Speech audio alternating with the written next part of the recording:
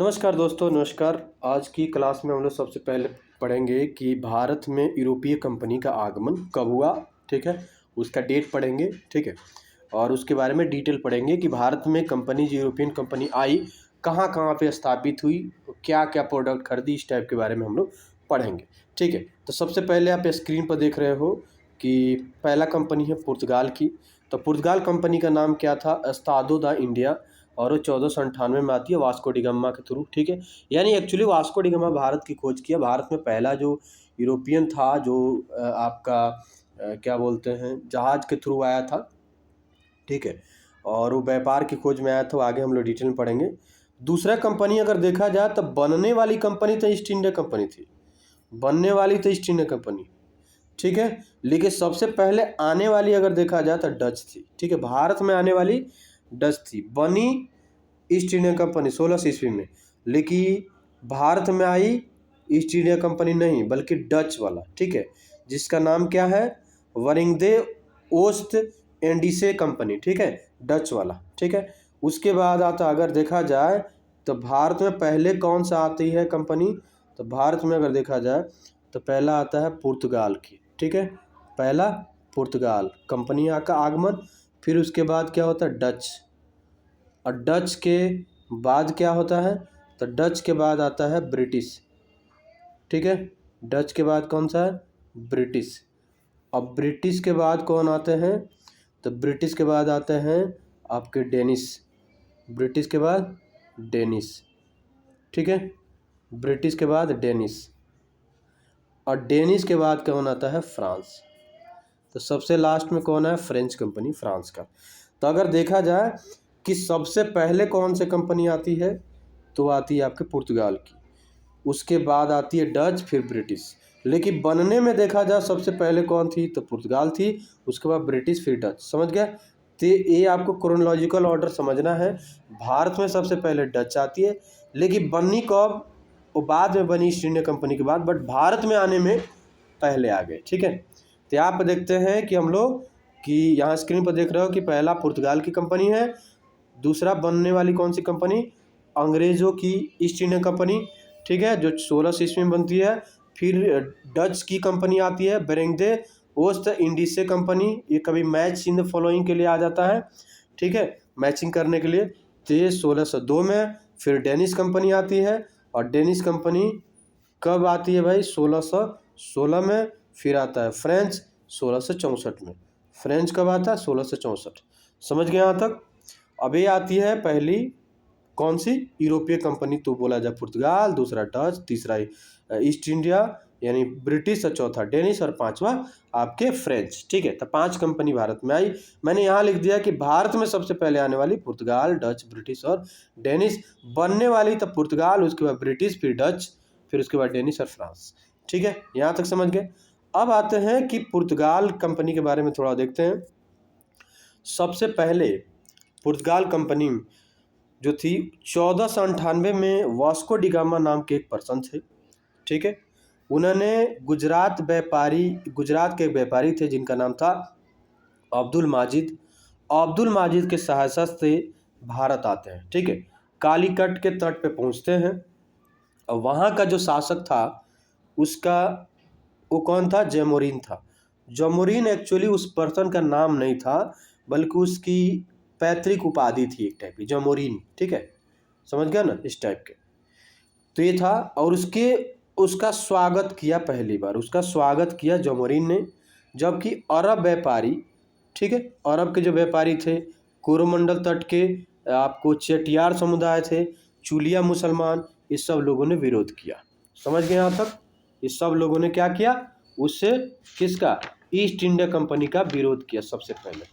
अब आते हैं अब्दुल माजिद जब आ गए। ठीक है, अब आता है कि विरोध करने का क्या कारण था, विरोध करने का क्या कारण था। ठीक है, तो मैं यहाँ बता देता हूँ थोड़ा बैकग्राउंड। ठीक है, तो विरोध करने का एक्चुअली यही कारण था कि अरब व्यापारी जो थे, अरब के व्यापारी थे, अरब, और प्लस अगर देखा जाए आपका चूलिया मुसलमान थे, चूलिया हो गए। ठीक है, और प्लस अगर देखा जाए तो चेटियार हो गए। ठीक है, चेटियार हो गए। इस सब लोगों ने उनका विरोध किया। अब आते हैं क्वेश्चन, विरोध क्यों किया। एक्चुअली क्या था, इन अरब को आने से पहले इन लोग क्या करते थे, इंडिया से व्यापार करते थे। और ये सब ईरान सब एरिया हो गया, मिस्र हो गया, अफगानिस्तान सब एरिया में जाता था यहाँ से प्रोडक्ट, ठीक है। यहाँ का जो भी जितना भी जैसे मसाले थे तो उसको ये लोग व्यापार करके अरबियन सी के थ्रू ये चले जाते थे, लेकर के जाते थे, ठीक है। अब जब पुर्तगीज आते हैं ना, तो पुर्तगीज क्या हुआ कि आते हैं तो इनको बाद में धीरे धीरे हटाना स्टार्ट करते हैं, ठीक है। अब प्रॉब्लम ये भी हो गया कि पुर्तगीजों को ये नहीं हटा सकते हैं क्योंकि पुर्तगालियों के पास 9 सैनिक मजबूत थी, समझ गए ना, 9 सैनिक मजबूत थी, तो इसीलिए ये बेचारे नहीं हटा सकते थे, समझ गए यहाँ तक। अब आता है कि क्या क्वेश्चन ये आता है कि क्या जब ये जो पुर्तगीज आते हैं तो क्या क्या कारण रहा आने का, यहाँ पे भारत में आने का कारण क्या था। अगर देखा जाए भारत में आने का कारण क्या था, तो पहली बात अगर कारण देखा जाए तो औद्योगिक क्रांति का विस्तार हुआ।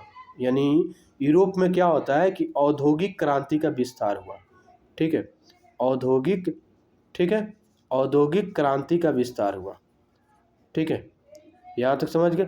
औद्योगिक क्रांति का विस्तार हुआ, इसमें क्या था, कृषि और विशेष रूप से विनिर्माण में अपनाई गई औद्योगिक के आधार पर व्यापार और बाजार में, यानी सिंपल बात है, जो कृषि आधारित जो था या विनिर्माण जो किया जाता था उसके लिए व्यापार के लिए आपको जगह चाहिए था, बाजार चाहिए था। तो बाजार की खोज में वो लोग निकले ताकि जो प्रोडक्ट हो रहा है, जो औद्योगिक क्रांति स्टार्ट हुआ है यूरोप में, तो जब प्रोडक्ट बनेगा तो उसको सेल करने के लिए कोई जगह तो चाहिए। तो सेल करने के लिए जगह जो था वो लोग क्या तलाश करने लगे, अलग अलग दिशाओं में जाने लगे। अब आते हैं कि क्या बोला जाए कि अगर पहले, क्या इससे पहले किसका वर्चस्व था यूरोपीय, क्या यूरोप से कोई कनेक्शन था कि पहली बार पुर्तगीज आए जो भारत के यूरोप से कनेक्शन था। तो अगर देखा जाए तो ऐसा कुछ नहीं है कि पहली बार पुर्तगीज आए। एक्चुअली क्या था कि पहले क्या था, पहले एक्चुअली जो यूरोप से जो था व्यापार होता था वो ग्रीक, ठीक है, ग्रीक समझते हो ना, ग्रीक बोलते हैं यूनान, यूनानियों का पहले क्या था संपर्क था, और यूनान के साथ रोम का था।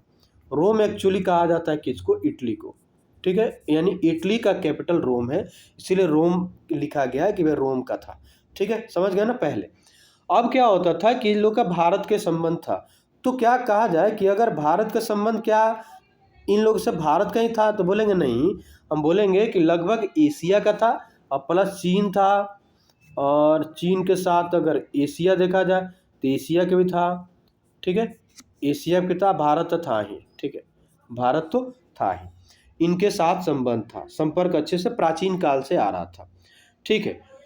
अब आता है कि प्राचीन काल में एक ट्रेवलर आते हैं, ठीक है, प्राचीन काल में एक ट्रेवलर आते हैं जिन ट्रेवलर का नाम था, अगर देखा जाए तो उनका नाम था मार्क पोलो, ठीक है, प्राचीन काल में मार्क पोलो आते हैं, ठीक है, यानी उनका नाम था मार्को पोलो, मार्को पोलो उनका नाम था, ठीक है। मार्को पोलो एक्चुअली आए थे 1254 से लेकर के आपका 1300 लगभग 24-25 तक रहे थे, 24-25 तक रहे थे, समझ गए आप। अब आता है कि मार्क पोलो जो थे 12वीं क्या था, 12वीं 13वीं आपको शताब्दी में आए थे, ठीक है, तो सॉरी 13वीं 14वीं में आए थे, ठीक है। अब इसमें बताया जाता है कि 12वीं शताब्दी अगर देखा जाए तो इटली का एक अधिकार था भारत में और लगभग यूरोप सॉरी एशिया वाले एरिया में इटली का एकाधिकार था, यानी यूरोपियन एक ऐसा कंट्री था इटली जो क्या करता था, इस सब एरिया से व्यापार करता था, ठीक है। पूर्वी क्या होता था, पूर्वी वस्तुओं का जैसे व्यापार कैसे करेगा, तो व्यापार जब इटली में जाता था ना, तो अगर देखा जाए पूर्वी वस्तुओं फारस की खाड़ी, ठीक है, फारस की खाड़ी, और की खाड़ी अगर देखा जाए फारस की खाड़ी हो गया, और फिर उसके बाद देखा जाए इराक जाता था, और इराक से फिर टर्की, और टर्की का, ठीक है, टर्की के साथ साथ आपको देखा जाए जोनोवा हो गया, वेनिस हो गया। वेनिस एक्चुअली एक सिटी है आपका, यानी स्टेट है इटली का, ठीक है, उस सबसे व्यापार होता था। अगर देखा जाए मिस्र के साथ भी था, मिस्र के एलेक्जेंड्रिया पोर्ट है उसके थ्रू भी डायरेक्ट में आपको मेडिटेरियन सी से वहाँ जाया जाता था। ठीक है, मैं यहाँ पे एक मैप लाता हूँ, अब आपको बताता हूँ कि क्या था एग्जैक्ट। ठीक है, इस मैप में अगर देखते हो तो एग्जैक्ट क्या था, यहाँ पे देखो।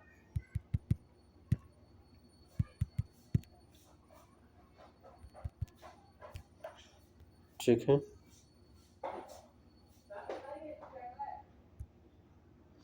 हाँ यहाँ पे देखो, अगर यहाँ से देखते हो तो यहाँ आपको स्क्रीन पर पता लगता है कि भाई यहाँ पे है भारत। ठीक है, ये फारस की खाड़ी है, सब एरिया में है। ठीक है, और यहाँ पे इजिप्ट यानी मिस्र, और ये रेड सी है। यहाँ पर आप देख रहे हो ना, इसको मैं एक बार यहाँ पे देखते हो कि सब एरिया में क्या है, रेड सी है, ये सब एरिया रेड सी है। ठीक है, अब क्वेश्चन आता है कि पुर्तगाल कहाँ था, तब यहाँ देख लो पुर्तगीज यहाँ है, पुर्तगाल जो है यहाँ पे, ये सब एरिया स्पेन और पुर्तगाल। ठीक है, ये सब एरिया में था। क्लियर, यहाँ तक समझ गए। अब आता है ग्रीस और इटली, ये सब एरिया में था। तो यहाँ पे व्यापार होता था पहले, समझ गए, तो यहाँ पे व्यापार होता था। अब समझ रहे हो ना कि यहाँ से व्यापार होता था। अब आता है कि मैंने बताया कि व्यापार वो पहले से हो रहा था, और जब व्यापार हो रहा था तो उस टाइम एकाधिकार किसका था, एकाधिकार था आपका इटली का। ठीक है, इटली यानी रोम का एकाधिकार था। अब आया कि एकाधिकार था, तो जैसे जैसे आगे बढ़ते हैं तो 15वीं और 16वीं शताब्दी जैसे जैसे आता है तो मुद्रण और नक्शा बनाने का कार्य शुरू हो गया यूरोप में। ठीक है, नक्शा वक्शा बनाने का कार्य शुरू हो गया।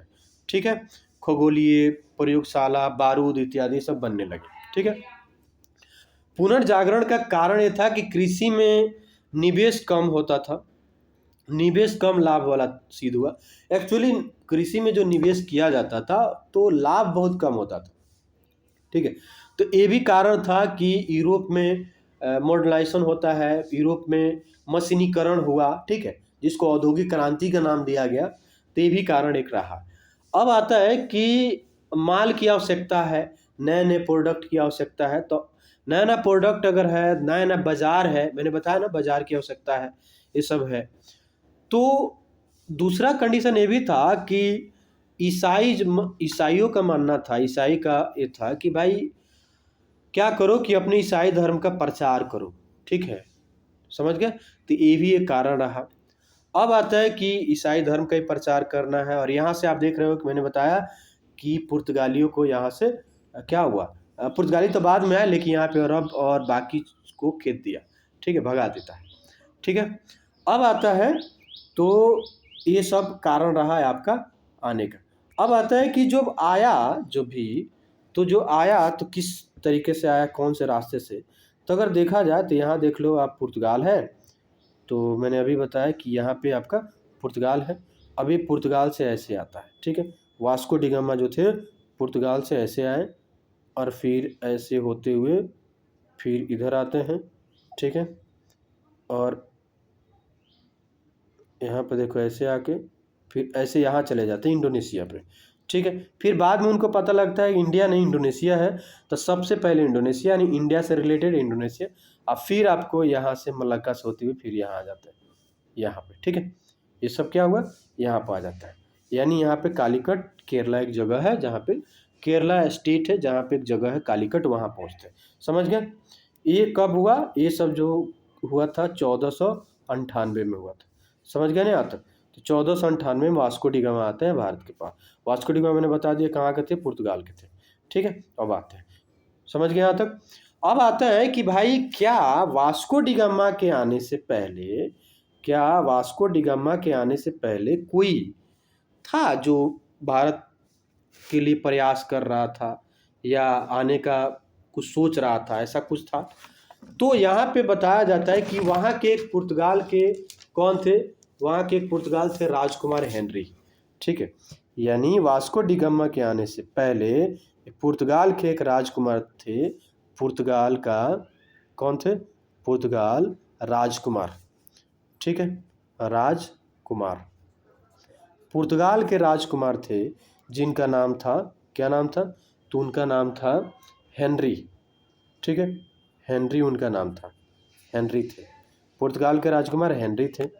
अब हेनरी ने क्या किया कि पूरा जीवन, हेनरी एक्चुअली पुर्तगाल का नाविक को अपना पूरा जीवन भारत में जाने वाले समुद्री मार्ग की खोज करने में समर्पित। हेनरी एक्चुअली वो राजकुमार थे, लेकिन पुर्तगाल का नाविक ने अपना पूरा जीवन, इन्होंने क्या किया कि भारत के खोजने के लिए, समुद्री मार्ग के लिए कि भारत में कैसा जाए, पूरा जिंदगी अपना समर्पित कर दिया, बट वो नहीं मिल पाया। अब क्या होता है कि इससे आने से पहले 1487 में, यानी 1487 में एक पर्सन थे, 1487 में एक पर्सन थे, उस पर्सन का नाम था आपका ब्राथोलोकियो, उनका नाम था ब्राथोलोकियो, ठीक है, ब्राथोलोकियो दियाज एक थे, उनका नाम था। वो 1498 में क्या होता है कि 1498 में पुर्तगाल अफ्रीका के दक्षिण सिरे से होते हुए, मैंने बताया ना, अफ्रीका के दक्षिण सिरे से होते हुए, और इस जगह को केप होप के तरफ, यानी क्या हुआ कि केप क्या नाम था, केप ऑफ, मैं एक कलर थोड़ा सा इसको चेंज कर देता हूँ तो आपको ज़्यादा बेटर रहेगा, आपका हो जाएगा। हाँ, तो मैंने बताया कि बार्थोलोकियो दियाज जो आए थे, प्रयास किए थे, तो अफ्रीका का एक जगह है, अफ्रीका का, ठीक है, अफ्रीका, तो अफ्रीका के थ्रू होते हुए केप होप, ठीक है, Cape of Good Hope, Cape of Good Hope, ठीक है, गुड होप, ठीक है। अब यहाँ देखो केप ऑफ गुड होप कहाँ है, यहाँ पे केप ऑफ गुड होप जो है यहाँ पे है आपका, यहाँ पे है Cape of Good Hope, Cape of Good Hope, ठीक है। तो इस जगह को उन्होंने नामकरण क्या किया, केप ऑफ गुड होप, ठीक है, गुड होप के लिए, ठीक है। तो इसके थ्रू वो आने की कोशिश किया, बट वो आ नहीं पाए, ठीक है। बट अगर क्वेश्चन पूछेगा कि क्या भारत में पहली बार यही प्रयास किया गया, नहीं, 1498 से पहले केप ऑफ गुड होप तक पहुंचने वाले बार्थोलोकियो दियाज थे, ठीक है, समझ गए यहाँ तक। तो उन्होंने कोशिश किया था यहाँ तक आने का, बट वो आ नहीं पाए, समझ गए यहाँ तक क्लियर हो गया। कहाँ के थे मैंने बता दिया। अब आते हैं अगला, अब अगला मैं फाइल लेता हूँ, फिर आपको बताता हूँ कि क्या थे, ठीक है। तो मैंने ये पढ़ा दिया था कि भाई कौन सी कंपनी कब बनी और कौन इंडिया में भारत में पहली बार आती है, ये भी मैंने बता दिया। पुर्तगाल का 1498 में ये वास्को डी गामा नाम के पर्सन थे, अब्दुल माजिद एक व्यापारी थे गुजरात के, उनकी सहायता से आते हैं भारत में, समझ गए यहाँ तो क्लियर हो गया। मैंने उसके बैकग्राउंड भी बता दिया कि क्या क्या कारण रहा कि आने का भारत में, क्या क्या, अगर सुनोगे तो आपको पूरा क्लियर समझ में आ जाए। मैं कहानी की तरह बता रहा हूँ कि ऐसा ऐसा कुछ कहानी था, ठीक है। अब आता है कि जब 1498 में वास्को डी गामा जब भारत पहुंचा, तो क्वेश्चन पूछेगा कि भाई पुर्तगाल का राजा कौन हुआ करता था, यानी पुर्तगाल का सम्राट कौन था, पुर्तगाल का सम्राट पूछा जाएगा तो कौन था। तो पुर्तगाल का उस टाइम एक सम्राट थे, जिस सम्राट का नाम था पेड्रो ऑल्वरेज, उनका नाम था पेड्रो, ठीक है, पेड्रो, ठीक है, पेड्रो ऑल्वारेज, पेड्रो ऑल्वारेज, समझ गया। पेड्रो ऑल्वारेज वहाँ के सम्राट हुआ करते थे, पेड्रो ऑल्वारेज वहाँ के सम्राट, उनका नाम था पेड्रो ऑल्वारेज, आपका केवरेल नाम था, टोटल नाम केवरेल भी था, केवरेल, यहाँ पे टोटल नाम उनका केवरेल भी था, केवरेल था, ठीक है। तो यहाँ ध्यान रखना, पेड्रो अल्वारेज से आप समझ जाओगे कि ये थे। अब क्या था कि इन्होंने क्या हुआ, ब्राज़ील की खोज की थी, समझ गए ना, ब्राज़ील की खोज के नेतृत्व, अगर देखा जाए ब्राज़ील की खोज का नेतृत्व किया नहीं था, ब्राज़ील के खोज के नेतृत्व किसको दिया था, तो उन्हीं को दिया था। मैंने बताया ना कि ये जो पेड्रो अल्वारेज जो थे, इन्होंने ब्राज़ील की खोज का नेतृत्व, यानी जहाँ के ब्राज़ील को खोजना है, इन्होंने किसको दिया था? तो उन्हीं को दिया था जिन्होंने केप ऑफ गुड होप का खोज किया था। उनका नाम था बर्थोलोक्यो, बर्थोलोक्यो, ठीक है, बर्थोलोक्यो दियाज, बर्थोलोक्यो दियाज। बर्थोलोक्यो दियाज जो थे, उन्होंने क्या किया था? ब्राज़ील की खोज की थी, समझ गए? ब्राज़ील की खोज, ब्राज़ील की खोज की थी। क्लियर, यहाँ तक समझ गए? अब ब्राज़ील की खोज हो गया। अब क्या होता है कि बर्थोलोक्यो दियाज जब खोज करने निकले ना, तो उनके साथ 13 जहाज का बेड़ा निकला, 13 जहाज निकला, उसमें लगभग 1200 से ज़्यादा लोग उनके साथ आए। ठीक है, समझ गया यहाँ तक? यहाँ तक क्लियर हो गया। अब आता है, ये तो हो गया, अब आता है वास्को डिगामा पूछेगा कि भारत में 1498 में आता है। ठीक है, अब आता है कि वास्को डिगामा क्या भारत में दूसरी बार आया था? यस, 1502 में आता है भारत में। Vasco da Gama, Vasco D gamma Bharat में आता है। ये कब आता है? सेकेंड टाइम, दूसरी बार आता है वास्को डी गामा। अब क्या हुआ कि वास्को डी गामा जब पहली बार आ गया था, दूसरी बार आता है।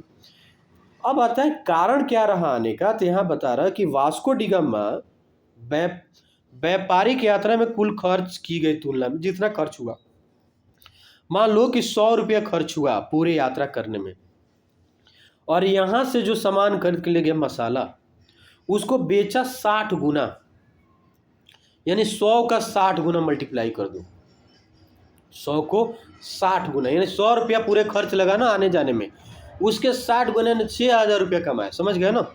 तो इतना कमाए। मैं एग्जाम्पल दे रहा हूँ 60 गुना का। अगर उसका खर्च 100 रुपया लगा तो उसको क्या हुआ, टोटल यहाँ से प्रोडक्ट मसाले वसाले खरीदा, लेकर के वहाँ बेचा यूरोप में, क्योंकि इंडिया के मसाले बहुत यूनिक थे, बहुत टेस्टी लगते थे, तो वहाँ के लोग काली मिर्च सब ये जो होता है ना बहुत अच्छे से खरीदते थे, बहुत ज़्यादा महंगा खरीदते थे, बहुत टेस्टी था, तो 60 गुना ज़्यादा बेनिफिट किया। ठीक है, तो 1502 में दूसरी बार भी आया, यही किया। अब आता है कि राजा को वहाँ ये सब पता लगता है कि भाई राजा तो ऑलरेडी थे इंक्लूडेड, बट राजा थोड़ा ध्यान दिया कि भाई और कुछ किया जाए। तो क्या होता है कि वहाँ का एक पर्सन था जिसका नाम था अल्बुबर्ग। ठीक है, वहाँ के एक पर्सन था जिसका नाम था अल्बुकर्क नाम था, या अल्बुबर्ग था। ठीक है, अल्बुकर्क। वो आता है 1503 में भारत में, अल्बुकर्क।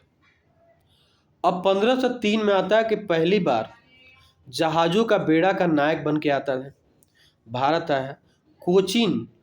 तो इसने जब आया तब कोचीन को पुर्तगाल का केंद्र बनाया, पुर्तगाल का केंद्र बनाया। ठीक है, पुर्तगाल का क्या बनाया? केंद्र बनाता है। कोचीन जो भारत में है ना, कोचीन, उसको पुर्तगाल का केंद्र बनाता है। ठीक है, अब पुर्तगाली शक्ति का नींव रखता है, इसने पुर्तगाली शक्ति का क्या किया? नींव रखा, समझ गए? अब इसके बाद आता है, इसके बाद जो आता है पर्सन, वो 1505 से लेकर के 9 के बीच में रहता है।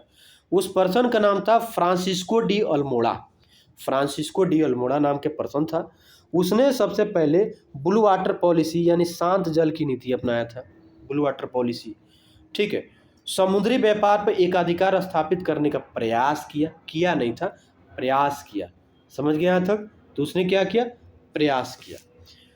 ये कौन था? Francisco de Almora. ठीक है, फ्रांसिस्को डी अल्मोड़ा समुद्री व्यापार पर एकाधिकार करने की प्रयास किया। ठीक है, अब उसके बाद आते हैं, उस पर्सन का नाम था क्या है, दूसरा गवर्नर जनरल बन के आते हैं, उनका नाम था अल्फांसो डी अल्बुकर्क। अल्फांसो आम इन्हीं के नाम से फेमस है। ठीक है, अब आता है कि अल्फांसो डी अल्बुकर्क जो थे, वही मैंने बताया ना, अल्बुकर्क वही जो पहले आए थे, बट दूसरी बार जब आए ना तो गवर्नर बन के आए थे, यानी दूसरा गवर्नर बन के आए। ठीक है, अगर देखा जाए कि पुर्तगाली शक्ति का वास्तविक संस्थापक कौन है, तो यही थे, अल्फांसो डी अल्बुकर्क। ठीक है, क्लियर, यहाँ तक समझ गए? और इसने क्षेत्रीय विजय की नीति प्रारंभ की, आसपास एरिया को जीता। 1510 ईस्वी में बीजापुर के जो शासक थे आदिल शाह सुल्तान से गोवा जीत लिया। अब आदिल शाह सुल्तान से गोवा जीतने का मतलब ऐसा नहीं जाके अटैक करके जीत लिया, बल्कि वहाँ के विजयनगर डायनेस्टी हुआ करता था साउथ में, ठीक है। तो वहाँ के एक राजा हुआ करते थे जिनका नाम था कृष्णदेव राय। कृष्णदेव राय की सहमति लिया और कृष्णदेव राय और आदिल शाह के बीच पटता नहीं था, ठीक है। तो कृष्णदेव राय चाहते थे कि भाई गोवा को ले लिया जाए, बट वो नहीं ले पा रहे थे, ठीक है।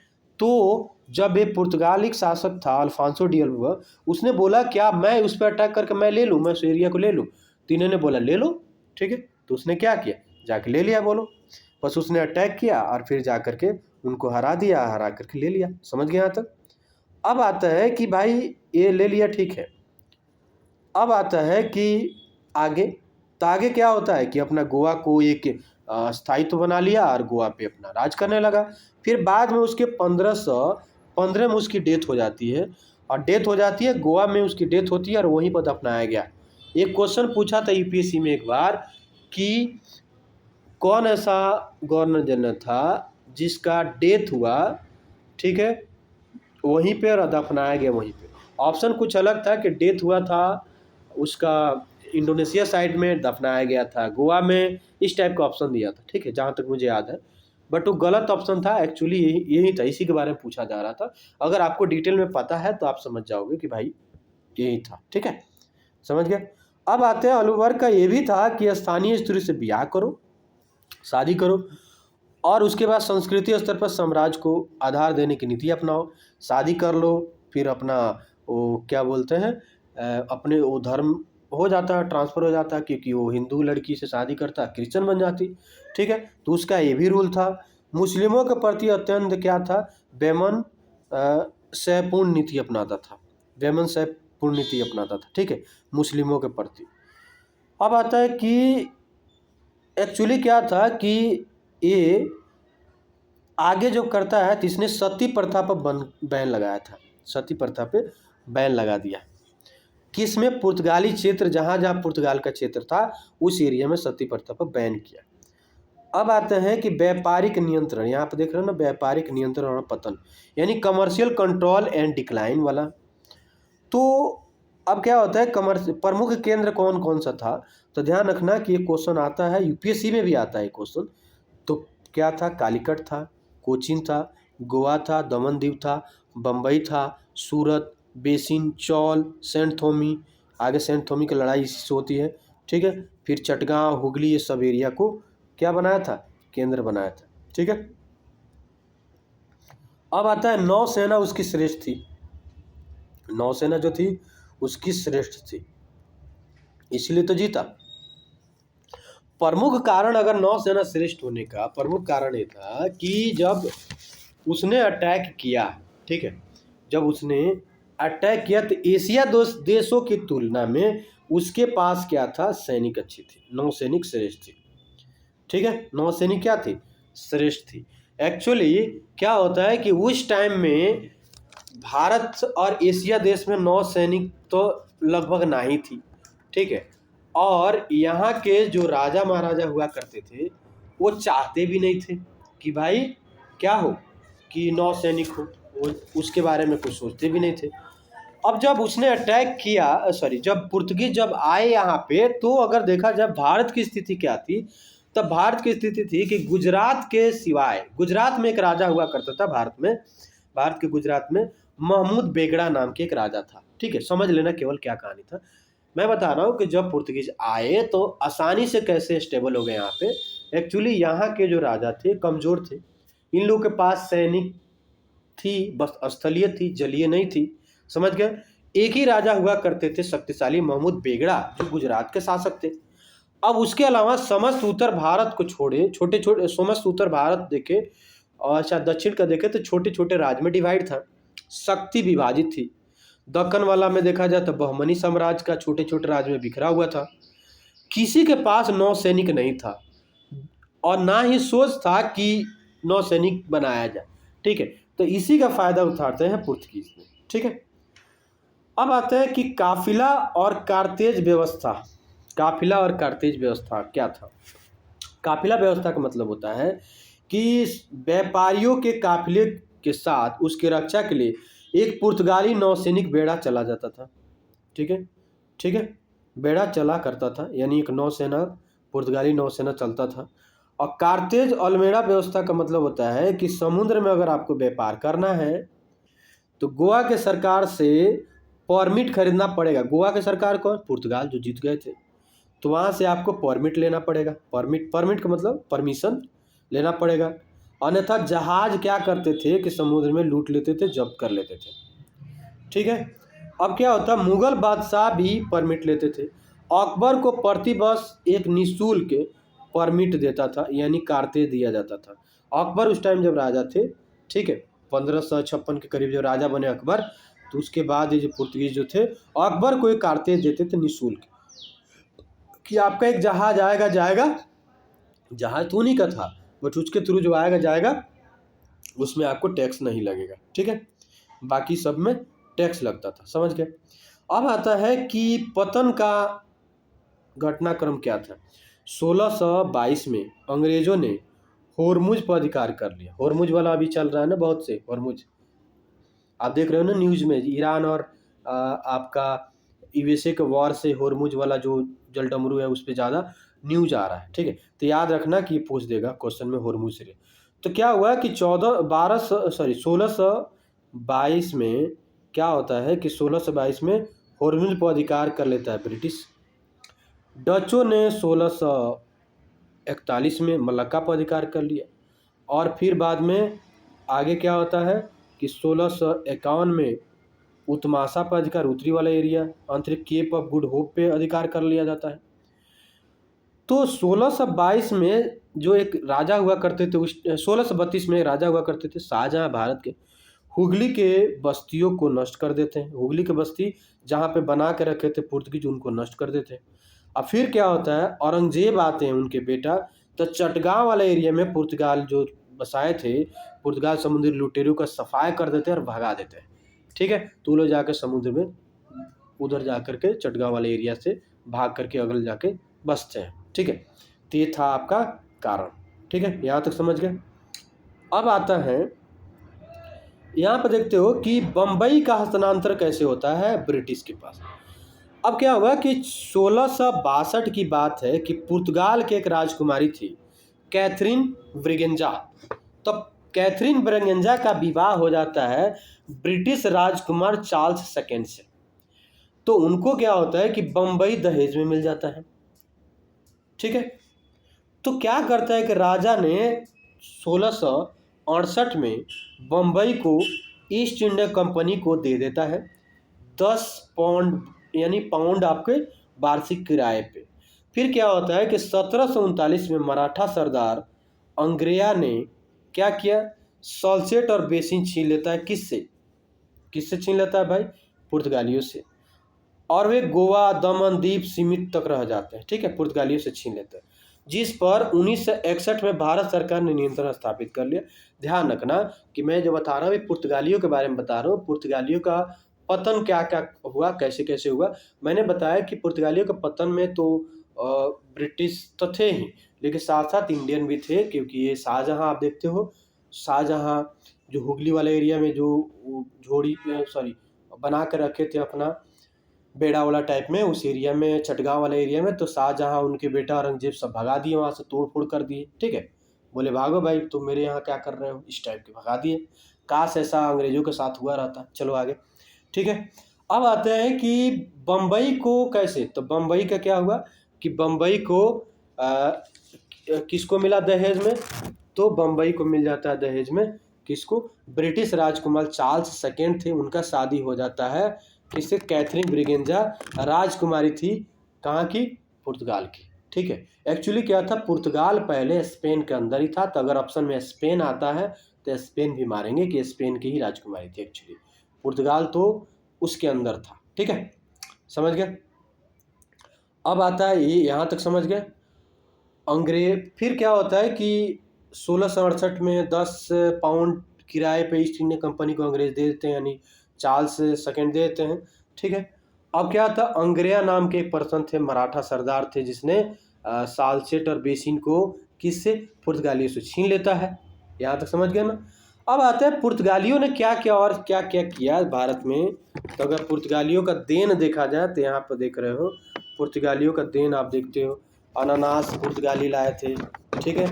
अनानास के साथ आप देखो लौकी हो गया, पपीता हो गया, यहाँ देख रहे हो ना स्क्रीन पे, काजू, शरीफा, आलू, मूंगफली, टमाटर, सूरजमुखी, लीची, संतरा, तंबाकू, ये सब पुर्तगालियों का देन था। नए ज़माने की फसल थी उस टाइम के लिए, ठीक है। अब आते हैं कि 1556 में पहली बार प्रिंटिंग प्रेस की शुरुआत की गई, ठीक है। 1563 में भारतीय जड़ी बूटी और औषधि पर यूरोपीय लेखक द्वारा लिखित प्रथम वैज्ञानिक ग्रंथ का गोवा में प्रकाशन होता है। पहली बार भारत में चश्मा स्थापत्य गोथिक कला शैली बनता है, ठीक है। चश्मा और गोथिक कला गोवा में, ध्यान रखना प्रिंटिंग प्रेस गोवा में ही भी था, ठीक है। पहली बार गोवा में ही स्टार्ट किया गया पुर्तगालियों के द्वारा। यहाँ तक समझ गया, यहाँ तक क्लियर हो गया। यानी प्रिंटिंग प्रेस से 1556-57 के बीच में आपका, ठीक है। अब आते हैं, ये आपका कंप्लीट होता है पुर्तगीज। अब आते हैं डच, डच आते हैं, ठीक है। तो डच वाला में क्या होता है भाई, तो डच जो थे, डच ईस्ट इंडिया कंपनी की स्थापना 1602 में होती है। मैंने बताया था कि स्टार्टिंग में ही ईस्ट इंडिया कंपनी जो था वो 1600 ईस्वी में बन गया था, वो भारत में लेट आया, 3 में आया, ठीक है। लेकिन डच वाला बना और उसी साल आ गया। मौलिक व्यापारिक हित दक्षिण पूर्व, एक्चुअली इंडोनेशिया व्यापार था, न कि भारत था। मुख्य रूप से सस्ता सूती वस्त्र खरीदकर मलाक्का क्षेत्र में बेचते थे और वहां से मसाला खरीदकर यूरोप में बेचते थे। उन लोग का यही काम था डचों का, ठीक है। व्यापारिक केंद्र अगर देखा जाए तो मुर्शीदपट्टनम में था। पहली फैक्ट्री स्थापित की जाती है 1610 में। चंद्रगिरी के राजा के सहयोग से पुलिकट में खोला जाता है व्यापारिक। फिर मुख्य रूप से केंद्र दुर्कर आपको गोड्रिया कहा गया। और डच आपका पुलिकट में अपना स्वर्ण पैगोडा यानी सिक्का जो समझते हैं ना, चलाया डचों ने। और अन्य वस्तु जैसे सूरत हो गया, अवस्थिया, ढाका हो गया, नागपट्टनम हो गया, खंबात की काड़ी, चिंसूरा, आपका कोची ने सब एरिया में भी खुला, ठीक है। और 1690 ईस्वी में पुलिकट का स्थान नेकपट्टनम ने ले लिया, फिर अपना वो चेंज कर दिया, ठीक है। अब आता है कि 16 से यहाँ पे देखो 1650 की भी बात है। 1650 में कासिम बाजार में रेशम की चक्की का उद्योग स्थापित किया गया। 1663 में औरंगजेब ने डचों को बंगाल, बिहार और उड़ीसा में 3.5% टैक्स यानी चुंगी व्यापार करने की इजाज़त दी, ठीक है। चुंगी के साथ यानी इतना % आप टैक्स दो और व्यापार करो, ठीक है। कोरोमंडल को मलाक्का व्यापार वाया हाथ, मतलब कोरोमंडल का भी वो लोग व्यापार का क्षेत्र बनाए, ठीक है, कोरोमंडल वाले एरिया को। अब आता है कि यहाँ पे कि डच फैक्ट्री के प्रमुख को क्या कहा जाता था, फैक्टर कहा जाता था, ठीक है। और कार्टर यानी सहकारिता, कार्टेज मैंने बताया था ना, कार्टेज जो मिलता था सहकारिता था, एक टाइप का परमिट था, आधारित व्यापार व्यवस्था शुरू की गई। और 1759 में बेदरा की लड़ाई होती है, बेदरा की एक लड़ाई होती है। अंग्रेज द्वारा निर्णायक रूप से पराजित होने के बाद डच केवल इंडोनेशिया तक सीमित रह गए। यानी डच जब अंग्रेजों ने दे दमा के मारा तो भागे डच यहाँ से, इंडिया से, ठीक है। अब भाग के उनको यहाँ जगह नहीं मिला तो इंडोनेशिया में चले गए और वहीं पर अपना व्यवस्था स्थापित किया और वहीं पर करने लगे व्यापार। तो यहाँ से क्या हो गया, अंग्ला डच संघर्ष के बाद भ्रष्टाचार, ये सब मुगलों का कम रियासत मिलना, ये सब क्या होता है, यहाँ से डचों का अस्तित्व खत्म हो जाता है। अब आते हैं ब्रिटिश क्या होता है कि 31 दिसंबर 1600 ईस्वी में महारानी एलिजाबेथ प्रथम ने ईस्ट इंडिया कंपनी को पूर्व में व्यापार करने के लिए 15 वर्ष का एक अधिकार देता है। बाद में राजा जेम्स आते हैं तो उनको अनिश्चित इनफाइनाइट काल के लिए दे देते हैं, ठीक है, संचालन। अब वो कंपनी जो बना था तो उसमें प्राइवेट कंपनी था एक्चुअली, 24 सदस्य थे, ठीक है। एक बोर्ड होता था, शाही दूत। अब एक्चुअली क्या है कि उसमें 24 लोगों से मिलकर बना था ना, तो उसमें आपका महारानी भी थी एक, ठीक है, समझ गए, ये भी याद रख लेना, महारानी भी थी। अब आते हैं कि शाही दूत बन के आता है कैप्टन हॉकिंस 1608 में। अकबर के नाम से जेम्स प्रथम का पत्र लेकर के आता है जहांगीर के, आता है अकबर के दरबार में। बट जब 1608 तक आते आते क्या होता है कि 1606-7 के करीब अकबर की डेथ हो जाती है। उनके बेटा रहते हैं उस टाइम के राजा, जिनका नाम था जहांगीर, सलीम थे। स्वागत किया और उसे खान की उपाधि दे दिया और 400 का मनसब दिया। मनसब मिलता था, यानी जैसे सैनिकों का इस टाइप के आर्मी का होता था, मनसब दिया जाता था। ठीक है, अब आता था पुर्तगालियों के विरोध के कारण सूरत में अस्थायी फैक्ट्री 1613 ईस्वी में स्थापित हो सकी। हालांकि इससे पहले 1611 में मुर्शिदपट्टनम में फैक्ट्री स्थापित कर चुके थे। अब 1615 से 18 के मध्य में सर थॉमस रो फिर आते हैं जहांगीर के दरबार में, किसके पत्र लेकर के? तो फिर जेम्स प्रथम के पत्र लेकर के। ठीक है, अब आते हैं कि 1632 इसमें गोलकुंडा के सुल्तान ने सुनहरा फरमान यानी गोल्डन फरमान दिया। क्या कहा कि आप 500 पैगोडा वार्षिक कर दो, टैक्स दे दो, और उसके बदले गोलकुंडा के सभी बंदरगाहों से मुफ्त व्यापार का अधिकार ले लो। 500 आपको पैगोडा दो और पूरा व्यापार करो, कोई टेंशन नहीं। ठीक है, 1633 में महानदी के डेल्टा पर हरिहरपुर और बालासोर में, ठीक है, वहाँ भी फ्री मिल जाता है। 1651 में हुगली, कासिम बाजार, पटना, कोठी ये सब में इजाज़त मिल गया। और उसके बाद 1651 में ही शाह सूजा नाम के एक पर्सन थे, ठीक है, शाह सूजा ने 3000 रुपये वार्षिक टैक्स की दर से बंगाल में चुंगी मुक्त व्यापार की अनुमति दे दिया। और 1672 में शाइस्ता खान ने चुंगी से मुक्त ही कर दिया। लाओ, अब कोई टैक्स नहीं, फ्री आप क्या करो, व्यापार करो, कोई कुछ नहीं बोलने वाला है। ठीक है, हालांकि 1660 में औरंगजेब ने 2% चुंगी प्लस 1% जजिया टैक्स लगा दिया। ठीक है, मैंने 3.5% ले लो तो इतना टैक्स लगा दिया। ध्यान रखना, फ्री पूछेगा किसने किया था, तो शाइस्ता खान। ठीक है, अब आते हैं कि 1668 में मैंने बताया था कि बम्बई वाला एरिया ये सब ले लिया गया, स्थापित किया। क्वेश्चन पूछेगा कि बम्बई का स्थापना किसने किया, तो उसका बम्बई शहर के स्थापना करने वाले जेराल्ड अंगियार थे। ठीक है, जेराल्ड क्या थे? अंगियार थे। समझ गए, जेराल्ड अंगियार, यहाँ तक समझ गए। जेराल्ड अंगियार क्या किए थे? आपका बम्बई की स्थापना यानी संस्थापक थे। सुतनाती, कालीकट्टा, आपको गोविंदपुरी ठीक है, जमींदारी मिल जाती। जॉब चौरवाक नाम के एक पर्सन थे, कलकत्ता शहर की नींव रखा और किलेबंदी के क्षेत्र को पूरा किलेबंदी किया कलकत्ता शहर को। फोर्ट विलियम द्वारा, यानी फोर्ट विलियम कहा गया। और सॉल चार्ल्स आयर इसके पहले गवर्नर बनते हैं। ठीक है, किसके पहले? कलकत्ता के। समझ गए यहाँ तक। अब आते हैं शाही फरमान क्या था भाई। शाही फरमान में फरोख्तियार रॉयल फरमान क्या आता है, तो 1717 में जॉन सुरमन के नेतृत्व में एक प्रतिनिधि मंडल, मैंने अभी बताया ना यहाँ सर चार्ल्स और आयर थे। समझ गए ना यहाँ पे। ठीक है, लास्ट पहला गवर्नर। अब यहाँ देखो, जॉन सुरमन के नेतृत्व में सार्वजनिक विलियम हैमिल्टन शामिल थे और मुगल शासक फर्रुखसियार के दरबार में आते हैं और हैमिल्टन द्वारा फर्रुखसियार की एक गंभीर बीमारी का सफल इलाज किया जाता है और बादशाह ने एक ऐतिहासिक फरमान जारी किया, जिसे ब्रिटिश लेखक आर्म्स ने कंपनी का मैग्ना कार्टा बोला। यानी मैग्ना कार्टा का मतलब होता है कि बहुत बड़ा कंपनी को फ़ायदा होने वाला अचीवमेंट मिल जाता है, इसीलिए कंपनी का मैग्ना कार्टा किसने बोला था? आर्म्स ने, आर्म्स। ठीक है, अब क्या होता है कि इसमें क्या किया गया, क्या मिला भाई? इसमें बताया गया कि 3000 रुपये वार्षिक कर देना है।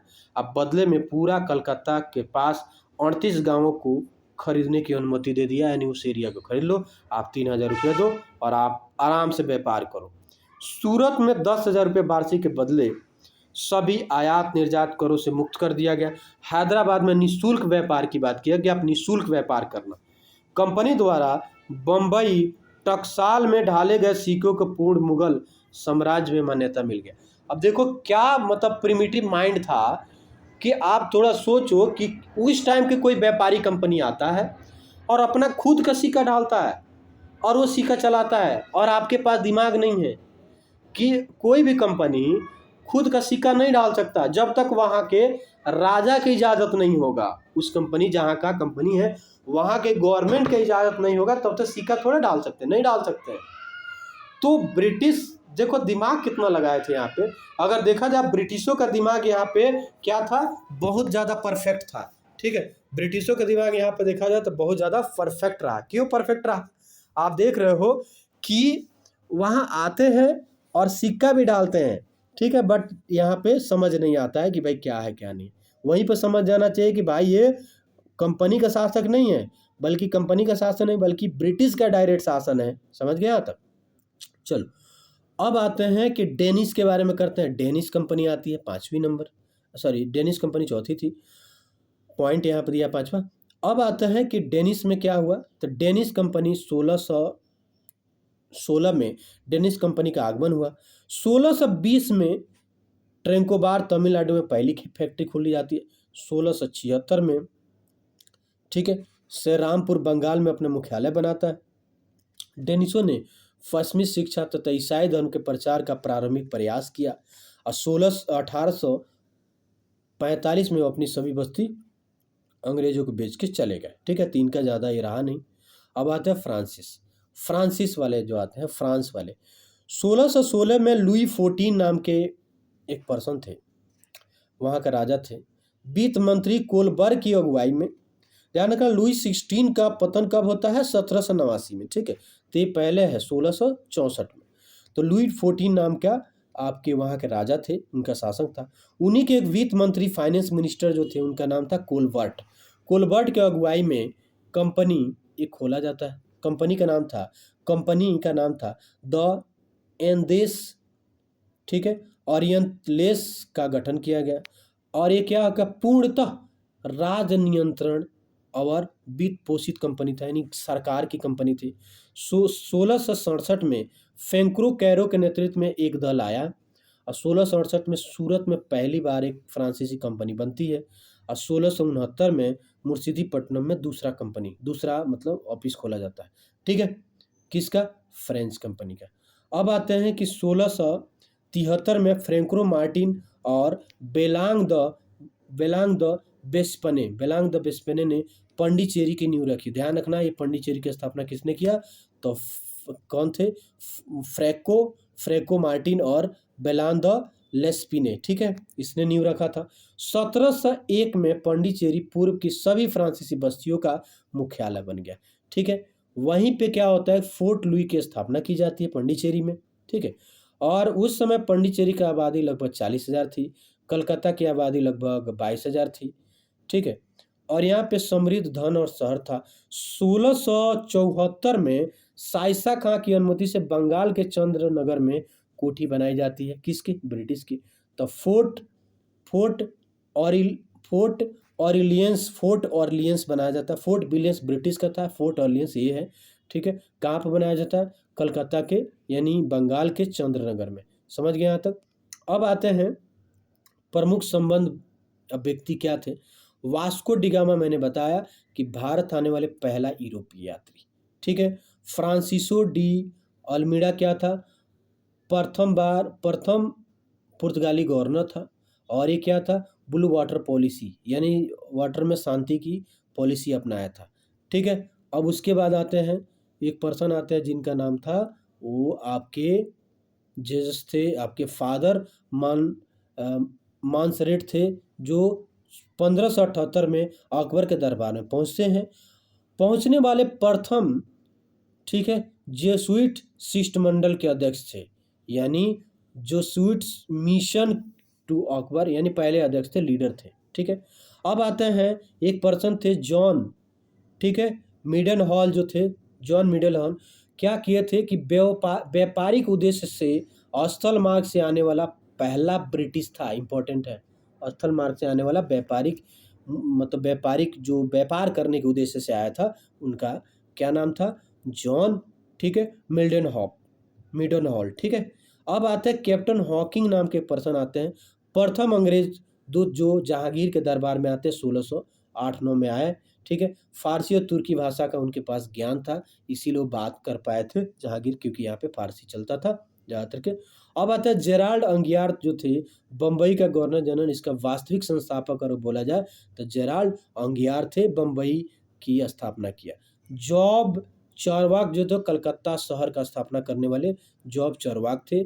और सर चार्ल्स अयर कलकत्ता में फोर्ट विलियम जो का प्रथम आपके गवर्नर बने थे, जो सर चार्ल्स अयर। ठीक है, आयर बोलते थे, सर आपको सर चार्ल्स आयर, ठीक है। तो कलकत्ता फोर्ट विलियम का प्रथम गवर्नर थे और जॉन चारवाक थे कलकत्ता शहर की स्थापना किया था और जेराल्ड अंगियार बम्बई का गवर्नर और बम्बई का संस्थापक थे, ठीक है। अब एक और पर्सन आते हैं, इस पर्सन का नाम था क्या, विलियम नॉरिस था। New company trading in east का दूत जो औरंगजेब के दरबार में आया था, ठीक है। नया कंपनी ट्रेडिंग इन ईस्ट जो खोला गया उसके दूत बन के आया था, ठीक है। अब एक और पर्सन थे जिनका नाम था जॉन सूरमन। जॉन सूरमन थे 1717 में फर्रुखसियार के दरबार में जाने वाले ब्रिटिश शिष्टमंडल का मुखिया थे, मैंने भी पढ़ाया था, जॉन सूरमन थे। अब फ्रैंको मार्टिन, मैंने बताया कि पंडिचेरी का प्रथम फ्रांसीसी गवर्नर और वास्तविक संस्थापक कौन थे, फ्रैंको मार्टिन। यहाँ तक समझ गए। अब आते हैं फ्रांसिस डे कौन थे, मद्रास का संस्थापक। वहाँ पे फोर्ट सेंट जॉर्ज खोला गया, ठीक है, फोर्ट सेंट जॉर्ज खोला गया, समझ गए। अब लास्ट आते हैं फ्रैंक पैरो, सूरत में प्रथम फ्रांसीसी फैक्ट्री का संस्थापक थे। यहाँ तक समझ गए। ये लेक्चर बहुत ही दमदार है, ठीक है। इसको 1-2 बार आप लोग पढ़ लेना, पूरे के पूरे क्वेश्चन बन जाएंगे, ठीक है। प्लीज़ सब्सक्राइब करना, लाइक करना, ठीक है, कमेंट भी करना। थैंक यू, बहुत बहुत धन्यवाद।